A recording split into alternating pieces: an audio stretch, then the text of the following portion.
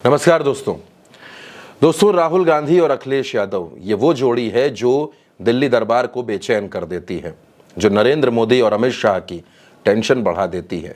ये वो जोड़ी है जिसने उत्तर प्रदेश में कमाल कर दिया। ये वो जोड़ी जिसने उत्तर प्रदेश में भारतीय जनता पार्टी को इतना नीचे पहुंचा दिया कि नरेंद्र मोदी बैसाखियों की सरकार पर आ गए। 272 का आंकड़ा बीजेपी अपने दम पर नहीं छू पाई। दोस्तों, जम्मू कश्मीर में उमर अब्दुल्ला मुख्यमंत्री बने। उनके शपथ ग्रहण समारोह में प्रियंका गांधी थी, राहुल गांधी थे, अखिलेश यादव थे। अखिलेश और राहुल बिल्कुल अगल बगल बैठे हुए थे। जम्मू कश्मीर में इस शपथ ग्रहण में एक तस्वीर सामने आई। वो तस्वीर अखिलेश यादव और राहुल गांधी की है। दोनों आमने सामने खड़े हैं, दोनों के बीच में कुछ बातचीत हो रही है। राहुल गांधी अखिलेश का हाथ पकड़े हुए भी नजर आते हैं। अब इस तस्वीर के सामने आने के बाद हर किसी ने अपने तरीके से इसका आकलन किया। भारतीय जनता पार्टी के कुछ लोगों ने अपनी तरह से इसे पेश किया, लेकिन दोस्तों इस तस्वीर के बाद, इस मुलाकात के बाद जो बातें हुई और जो सोर्सेस के हवाले से सामने आ रही, जम्मू कश्मीर के पत्रकारों के हवाले से जो खबरें आ रही हैं, वो ये हैं कि दोनों के बीच उत्तर प्रदेश और महाराष्ट्र को लेकर बातचीत हुई। उत्तर प्रदेश में 10 सीटों पर उपचुनाव होना था। चुनाव आयोग ने 9 सीटों पर उपचुनाव की तारीख का ऐलान कर दिया। 13 नवंबर को वहां मतदान होगा। अब आपके जहन में यह सवाल होगा कि वो 10वीं सीट कौन सी है जो छोड़ दी गई।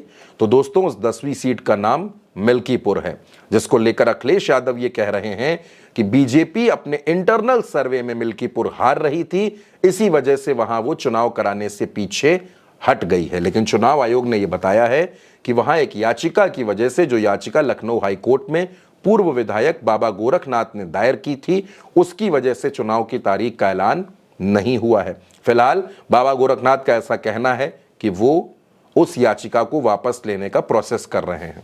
बहरहाल उस तस्वीर पर वापस आते हैं जो राहुल गांधी और अखिलेश यादव की है।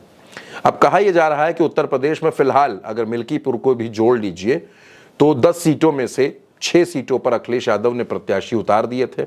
इनमें मिल्कीपुर पर अवधेश प्रसाद के बेटे अजीत प्रसाद को टिकट दिया था, लेकिन अभी भी 4 सीटें ऐसी हैं जहां प्रत्याशियों के नाम तय नहीं हुए हैं।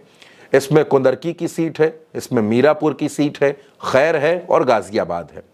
अब कहा यह जा रहा है कि कांग्रेस 2 से 3 सीटें मांग रही थी। हालांकि कांग्रेस ने पहले ज्यादा सीटें मांगी थी, लेकिन अखिलेश ने 6 सीटों पर प्रत्याशी उतार दिए। अब अखिलेश यादव कांग्रेस को 2 सीटें देना चाहते हैं, जिसमें खैर की सीट है और गाजियाबाद की सीट है। उसी को लेकर राहुल गांधी और अखिलेश यादव के बीच बातचीत हुई। हाल ही में अखिलेश यादव ने मुंबई के और महाराष्ट्र के समाजवादी पार्टी के नेताओं को लखनऊ भी बुलाया था, उनसे मुलाकात की थी। और अब अखिलेश यादव खुद 18 और 19 अक्टूबर को महाराष्ट्र में होंगे, जहां वो अलग अलग कार्यक्रमों में शिरकत करेंगे, अपनी पार्टी के नेताओं से मुलाकात करेंगे। अखिलेश यादव के महाराष्ट्र दौरे से पहले ऐसा कहा जा रहा है कि राहुल गांधी और अखिलेश के बीच महाराष्ट्र को लेकर भी बातचीत हुई।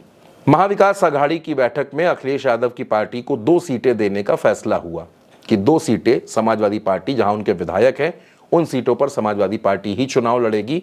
महाविकास आघाड़ी वहां सपा के प्रत्याशियों को चुनाव लड़ाएगा।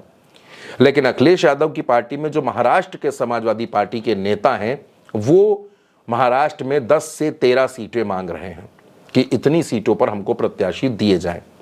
अब अखिलेश यादव ने हरियाणा में बड़ा दिल दिखाया, मध्य प्रदेश में बड़ा दिल दिखाया, लेकिन जब बात महाराष्ट्र की आ गई दोस्तों, जिस महाराष्ट्र के लिए अखिलेश यादव ने इंद्रजीत सरोज, तूफानी सरोज सरीखे तमाम नेताओं को प्रभारी बनाकर भेजा है, इकरा हसन और प्रिया सरोज जैसी सांसदों को भी महाराष्ट्र की जिम्मेदारी दी है, ऐसे में अखिलेश यादव 2 सीटों पर मान जाएंगे, इस बात की उम्मीद बड़ी कम है।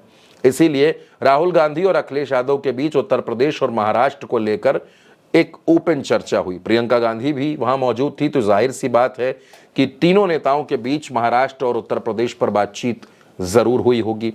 दोस्तों, उत्तर प्रदेश के रायबरेली से ही राहुल गांधी सांसद हैं, वायनाड से प्रियंका गांधी लोकसभा का उपचुनाव लड़ने जा रही हैं।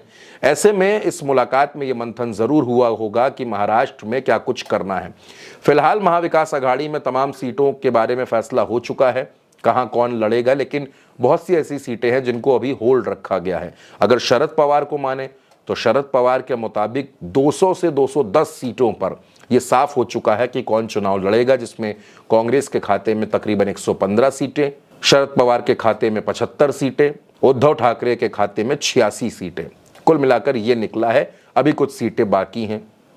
अब हो सकता है कि समाजवादी पार्टी को उन सीटों पर एडजस्ट करने की बात की जाए, वहां टिकट देने की बात की जाए। यानी इंडिया गठबंधन दोस्तों बेहद मजबूती के साथ महाराष्ट्र में चुनाव लड़ेगा और उसकी बानगी अखिलेश और राहुल की मुलाकात, अखिलेश और राहुल की ये तस्वीर है। अखिलेश यादव कई मौकों पर ऐसे संकेत दे चुके हैं कि इंडिया गठबंधन मजबूत था और मजबूत रहेगा। अब अखिलेश के इस ऐलान के बाद से इंडिया गठबंधन के तमाम नेता बड़े आत्मविश्वास से भर गए हैं। अखिलेश यादव की पॉपुलैरिटी महाराष्ट्र में जबरदस्त है और जाहिर सी बात है कि जब राहुल गांधी महाराष्ट्र में प्रचार करेंगे तो अखिलेश यादव भी महाराष्ट्र के अलग अलग इलाकों में नजर आएंगे। खासतौर पर अगर मैं बात करूं मुंबई रीजन की, तो मुंबई रीजन में दोस्तों 36 विधानसभा सीटें आती हैं, जहां उत्तर भारतीय लोगों का दबदबा है। उत्तर प्रदेश और बिहार के तमाम लोग वहां रहते हैं। यानी अखिलेश यादव महाराष्ट्र में बड़े जरूरी हैं महाविकास आघाड़ी के चुनाव प्रचार में। तो अखिलेश यादव वहां नजर भी आ सकते हैं और उससे पहले वो 2 दिनों के लिए महाराष्ट्र जा भी रहे हैं। यानी दोस्तों राहुल गांधी और अखिलेश यादव की जोड़ी जब महाराष्ट्र के चुनावी दंगल में उतरेगी तो दिल्ली दरबार को बेचैन जरूर करेगी और महायुति में जो तमाम शामिल दल हैं उनकी भी चिंताएं बढ़ा देगी। फिलहाल दोस्तों इस वीडियो में मेरे साथ इतना ही। इस खबर पर, इस वीडियो पर आपकी जो भी राय हो, अपनी राय हमें कमेंट बॉक्स में जरूर बताइएगा।